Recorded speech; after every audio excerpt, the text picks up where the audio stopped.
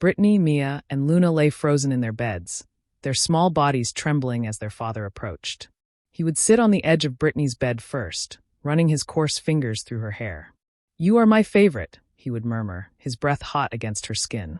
Brittany bit her lip until it bled, willing herself to disappear into the darkness. Then he would move to Mia, his voice a whisper of false comfort. In the heart of Umuahia, a big town where the sun rose with the whispers of the wind and set with the songs of crickets, lived a man named Leo. To the eyes of the townspeople, Leo was a respected figure, a man of wisdom who always spoke of discipline and education.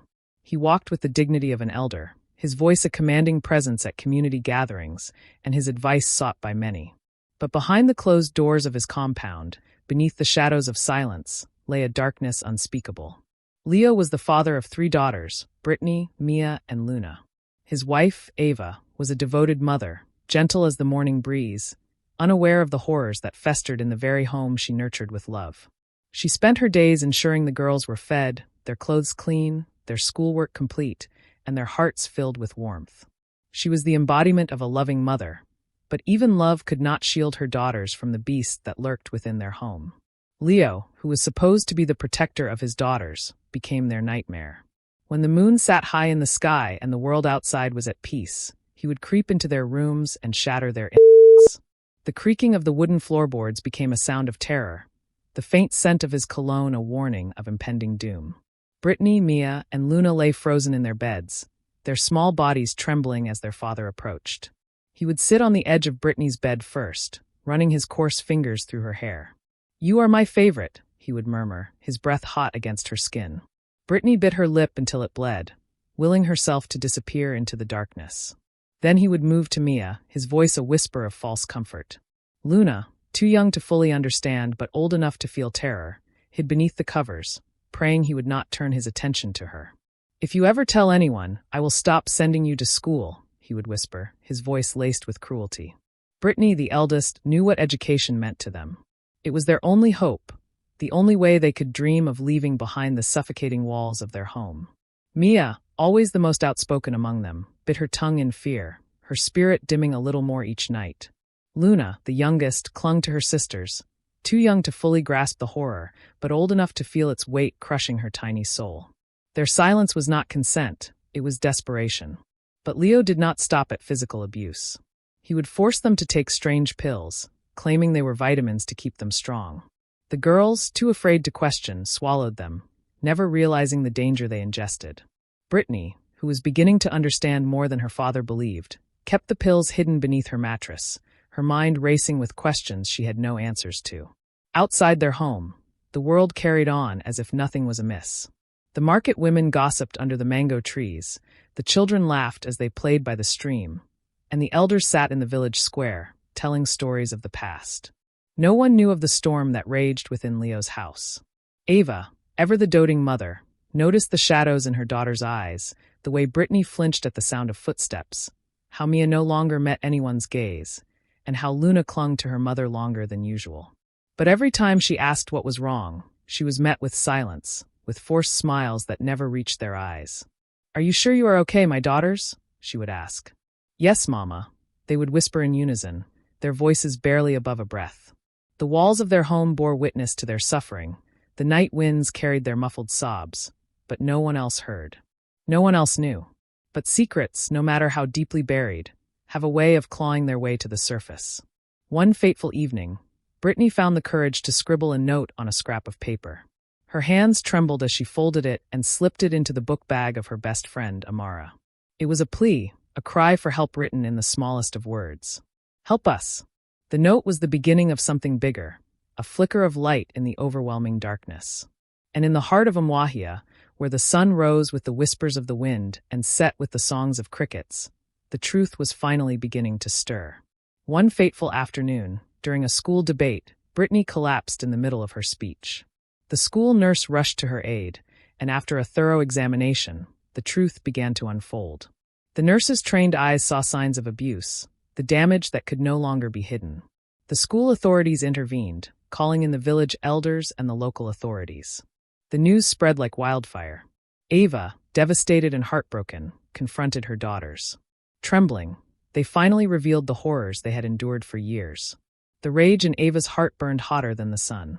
She marched to the elders, her voice breaking through the silence that had caged her daughters. Leo was summoned before the council. He denied everything, his once proud face now a mask of deceit. But the evidence was irrefutable. The town healer confirmed the presence of dangerous substances in the girls' systems. The school provided records of their declining health, and the testimony of his own daughters sealed his fate. The punishment was swift. Leo was arrested and sentenced to life behind bars, a fate befitting his monstrous deeds. He sat in a cold, lonely prison cell, regretting the evil he had sown. The world moved on without him, and his name became synonymous with shame. His days were long and filled with the echoes of his crimes. The laughter of other prisoners was a cruel reminder of what he had lost. The meals were bland, the nights long and sleepless. He was no longer feared, no longer respected. He had become just another forgotten soul, drowning in regret.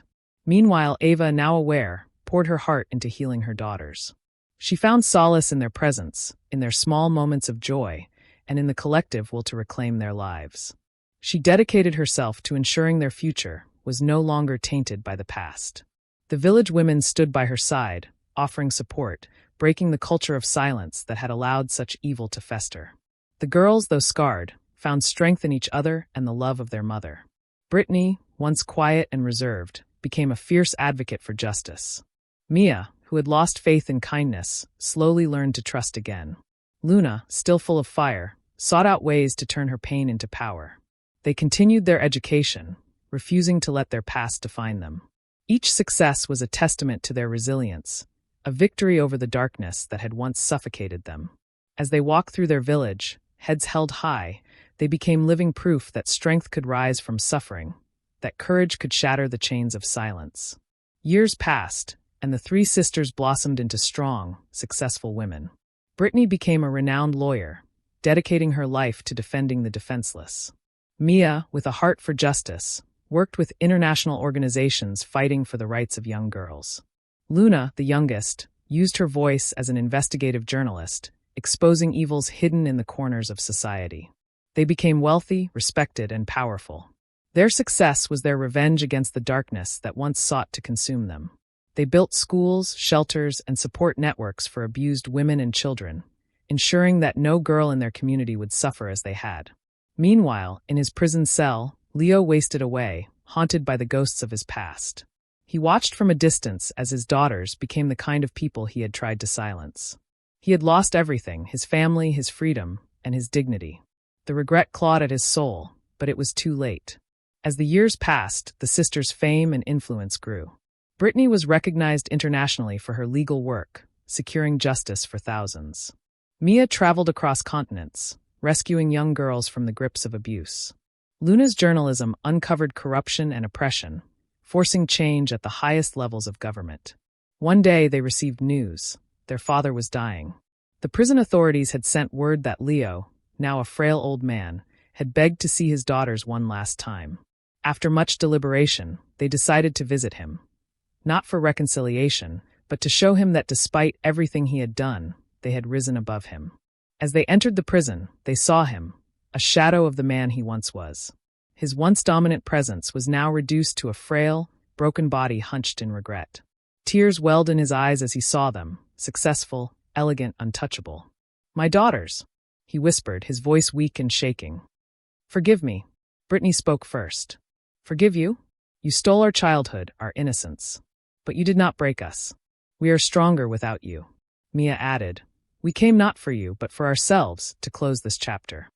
Luna, her voice sharp as steel, leaned in. "You are a lesson, Father. A lesson that no evil goes unpunished." Leo sobbed, but no mercy was given.